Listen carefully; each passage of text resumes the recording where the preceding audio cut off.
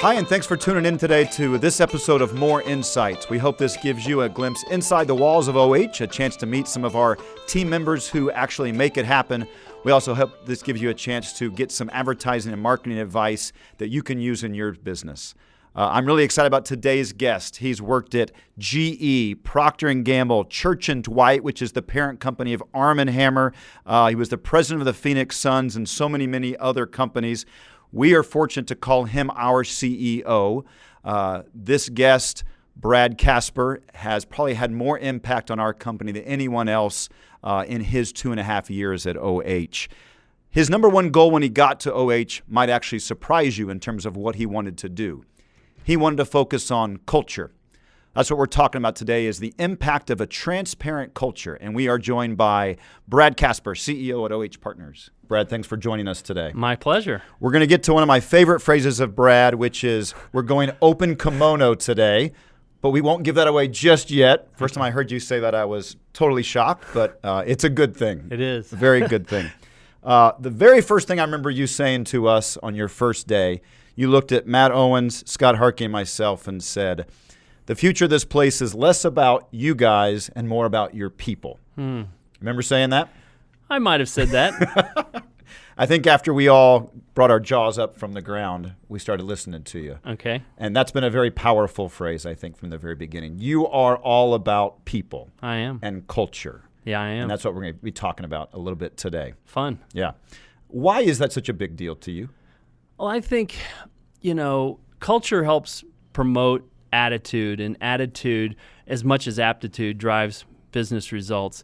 And I think, as we'll probably talk in this little broadcast, culture can be the most powerful thing you have going for you. And in the service business like ours, I'd say it's 80%. Yeah. It has made a huge difference, and you're right. We'll get to some of that, but let's get to know you a little bit. I know some things. I'm going to learn a little bit today maybe as well. So give us your background. I'm going to start, and then you fill in. Okay. Honorable mention from McDonald's All-American coming out of high school as a basketball player. Correct. Went on to Virginia Tech to play NCAA D1 basketball. But I quit. But you quit to follow the love of your life. That's is that right? Is that the is story? Totally right. I went to Virginia Tech because my high school girlfriend was going there. And then the sacrifices to play D1 basketball, even in my era, were so incredible that I said, God, I'll gain a basketball team and maybe a letter on my jacket, but I'll lose the person I followed here. She dropped me at the end of my freshman year. But then we got back together our senior year, and she's been my wife for 35 years. Oh, she did drop you after one year. She did. Oh, yeah. But you won her back in the end. I did. I ultimately won. Oh, that's awesome. So after college, what's next? After college, I was a financial analyst, and I got recruited by General Electric, GE, and into a jet engine business back in Cincinnati, my hometown. So I worked on the B-1 bomber and a number of other programs, very top secret military programs. But after Can we talk about those now, or are they still top secret? I can, Yeah. but we'll change the whole podcast if we can go top secret. Most of them are out in the open. All right. The B-1 bomber and stealth was still unknown to people. And so we were working on that at the time, and we were also working on some new commercial engines that never made it into market. Okay. But after GE, I joined Procter & Gamble. Little tiny companies. You were aiming for the small ones. Yeah, I was doing all the big Cincinnati companies in the same 5-year period. But Procter was an incredible training ground. I went into advertising and brand management there. After about 3 years, they asked me if I'd consider an international assignment. I thought international meant Canada. They meant Japan. And my wife and I accepted it sight unseen and moved to Japan when we were like 28. And It was crazy. We thought we were going for 2 years, and we stayed 6. Then we thought we were coming back home, and they said, you're doing so well, could you maybe move to Hong Kong and mainland China? And I said yes, and we did that for 3.5 more years. Wow. After that, came back to the mainland? I was back in Cincinnati, and then after being back in Cincinnati for about 3 years, I got an opportunity to become president of another company in Princeton, New Jersey, also in consumer goods. It was called Church & Dwight. and they made a ton of different brands, fun brands. And after 3 years, I got recruited to become CEO of the Dial Corporation here in Scottsdale, Arizona. That's what we moved to the desert. Woo! And now it'll be almost 14 years since I accepted that offer. And no regrets whatsoever. I stayed about 5.5 years, and then I got into some private equity. I got actually into the NBA with the Suns. I was the president of the Suns. Returned to the private sector doing private companies ever since probably 2011. Okay. So one thing I didn't hear in that list was a very important job you did for a weekend, I think. Or is it more than that? I don't know which one you're referring to. You were on The Apprentice. Yes. That was when I was CEO of Dial, and we actually literally negotiated with Mark Burnett Productions, and we owned one of the Celebrity Apprentice shows that Trump was still doing. I think I taped it in 2008. I think it aired in April of 2009. Okay. It was taped in November. And this is when Joan Rivers was still alive, and she was on there, and Clint Black, and Joan's daughter, Melissa. It was a crazy experience. I did have a lot of fun, though. Who's taller, you or Donald Trump? Well, his hair's a little puffier and thinner on top. I think I'm a little taller, but we're almost eye to eye. He's every bit of 6'3.5" or 6'4". Yeah. But the hair, you walk up and you can't help but look at it. I love that story. Brad on The Apprentice. I did. I never watched that episode. Maybe we'll sprinkle that right here. I think after Trump got elected, I believe that they took it down. Was it all done? Yeah. Oh, man. Anyhow. All right. So you lived all over the world. Yeah. Favorite city you've lived in? Oh, favorite city I've lived in? It would be close. Hong Kong for exoticness, but for quality of life for family, I think it's right here in the Scottsdale, Phoenix area. Really? Yeah. Wow. Okay. Yep. All your kids were born in foreign countries? Well, the boys were born in foreign countries, and my daughter was born in Virginia, and on some days that's a foreign country. So I would just say, 3 foreign countries. Kind of.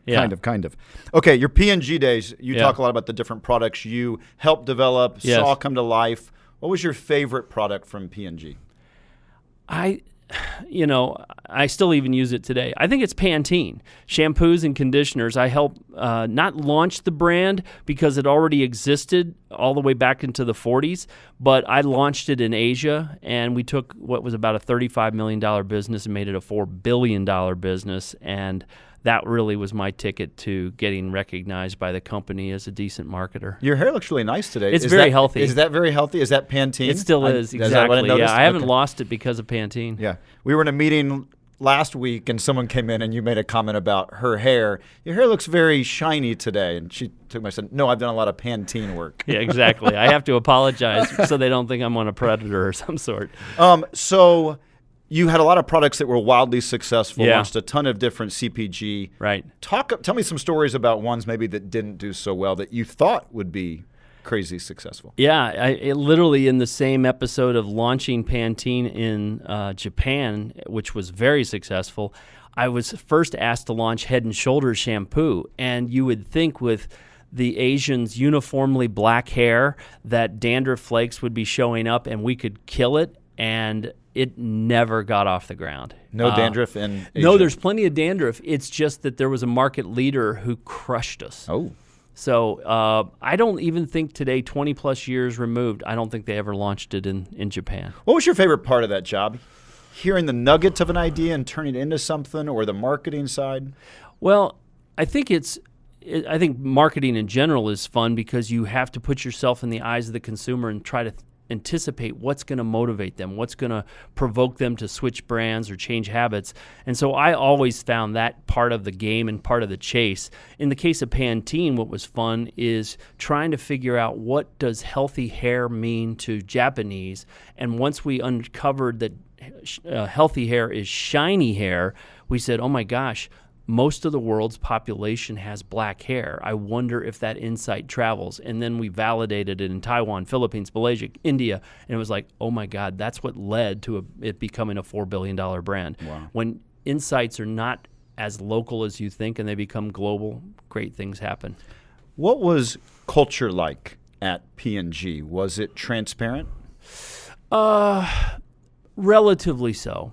Not as much as I've tried to bring to OH Partners, but in general, I learned a lot of good habits from Procter & Gamble. If you've got bad news coming, foreshadow it coming before it gets there. If you're going to do a restructuring, allow people to wrap their mind around it.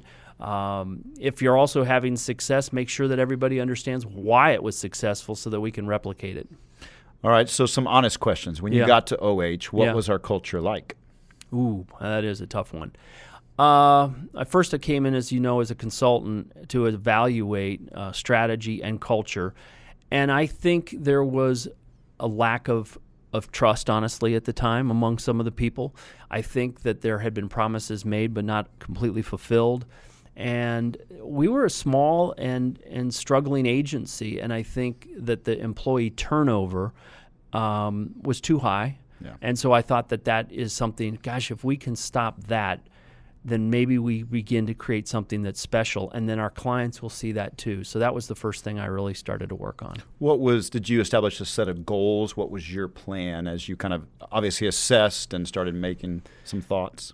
Well, as I started to, kind of peel back the onion in talking, I did probably 20 one-on-one interviews to find out what made people arrive and what they were thinking. But it was a little bit like this interview. People were willing to share a lot of information because I think they saw the inherent capability of the company and they didn't think it was being fulfilled, but they wanted to stick around long enough to see if it might.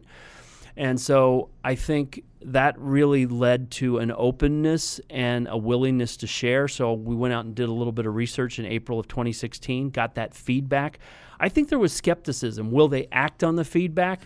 And then we had that offsite meeting and we said, no, we're acting on it and this is what we're doing. And when we laid it all out to people, there was still a little bit of that, I need to verify it, but I like what you're saying. And it had a precipitous change in our rates of turnover. So the focus wasn't just on building a culture. You added the other word to it, transparent culture. Which one of those two is more important and why? Or do they have to go together? I don't think they have to go together. I think there's a lot of cultures, some of them bad, that aren't transparent. I believe that transparency was going to be a profound first of all, the advertising industry as a whole is often criticized for the absence of transparency. And we've seen large agencies get into some really deep doo-doo because they're not we can't say doo-doo on this podcast. You can't. Right? You have to. I have to S it up. We have to. We'll beep that part. Yeah, please do.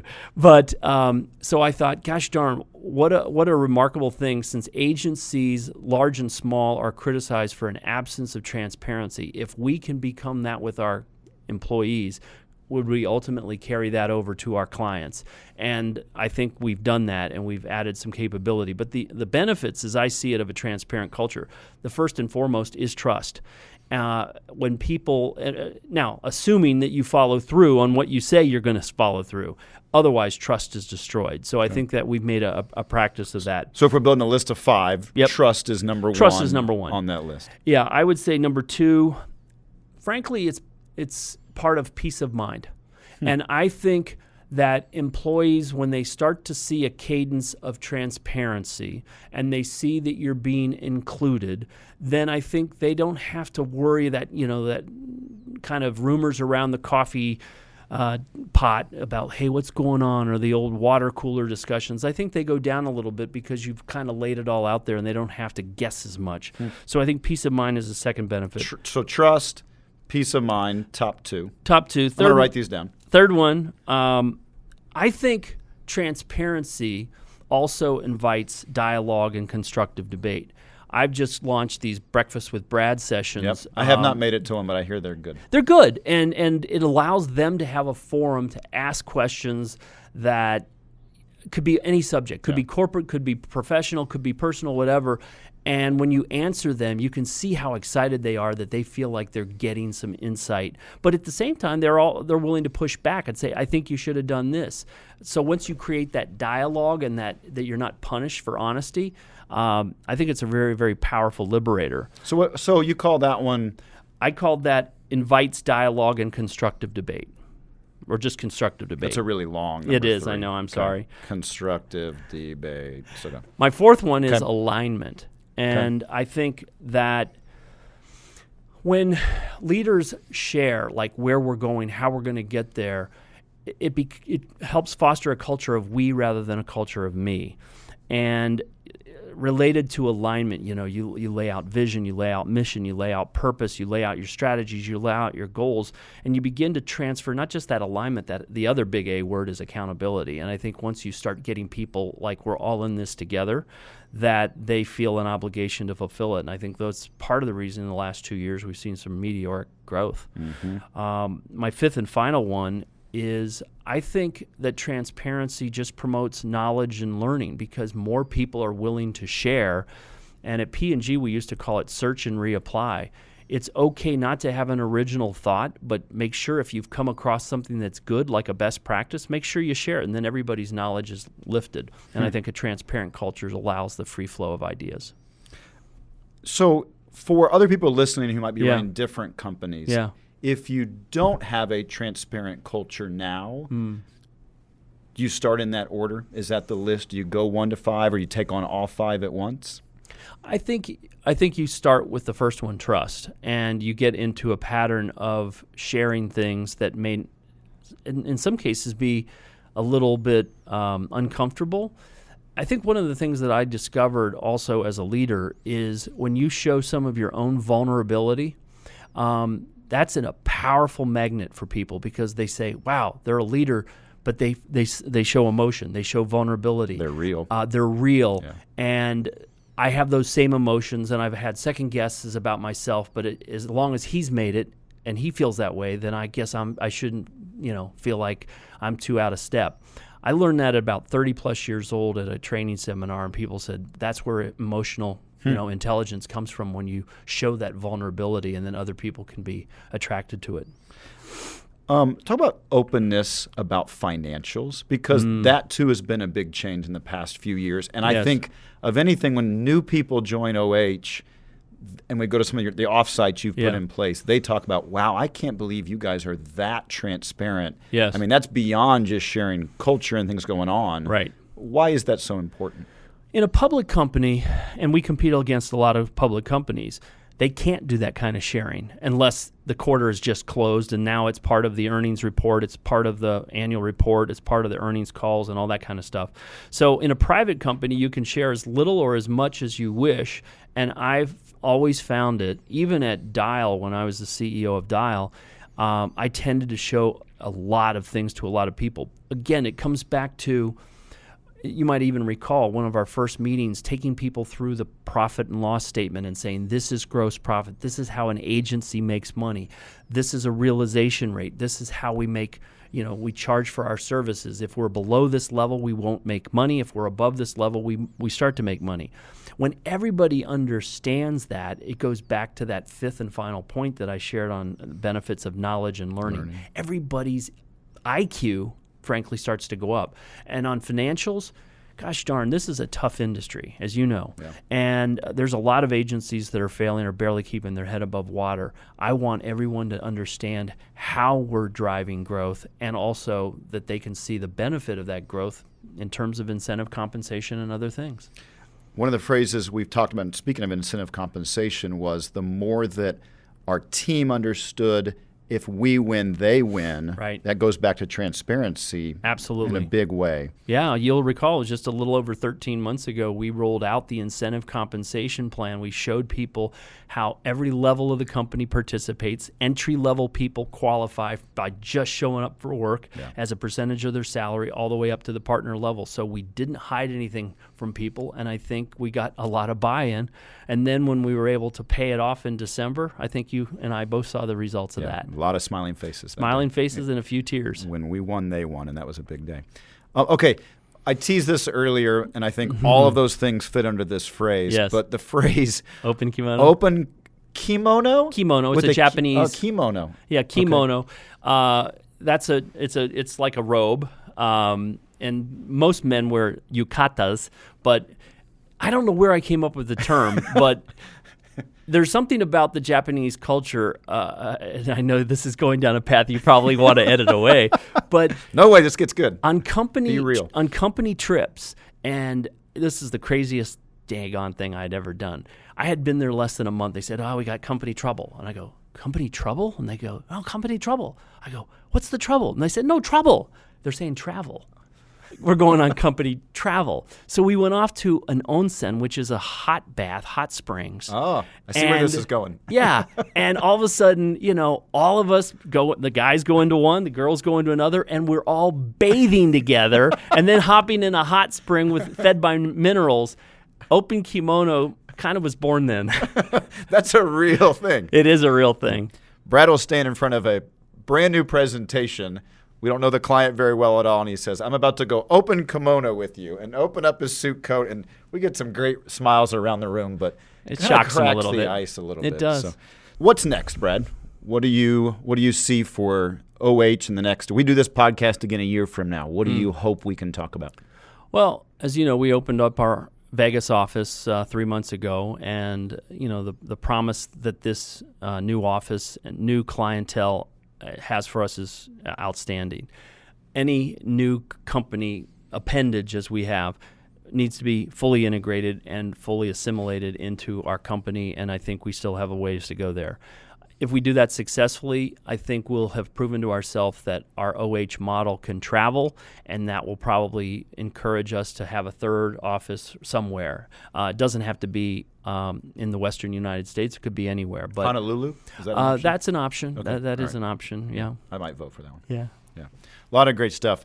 Well, appreciate you joining us today on More Insights. Open Kimono. Open Kimono. A lot of things to learn. Thank you for All right. the list of 5 benefits of transparent culture. You have been a huge part of making that happen at OH, and we are very thankful for that. So, Thank you very much. Yeah. I enjoyed it. yeah, big special thanks to our guest today, Brad Casper, CEO of OH Partners. Appreciate all the insights he brought to our podcast today. If you want to check out more of these podcasts for more insights, check us out on Instagram TV. And of course, all these podcasts are on our blog at ohpartners.com and on our YouTube page. We'll see you next time.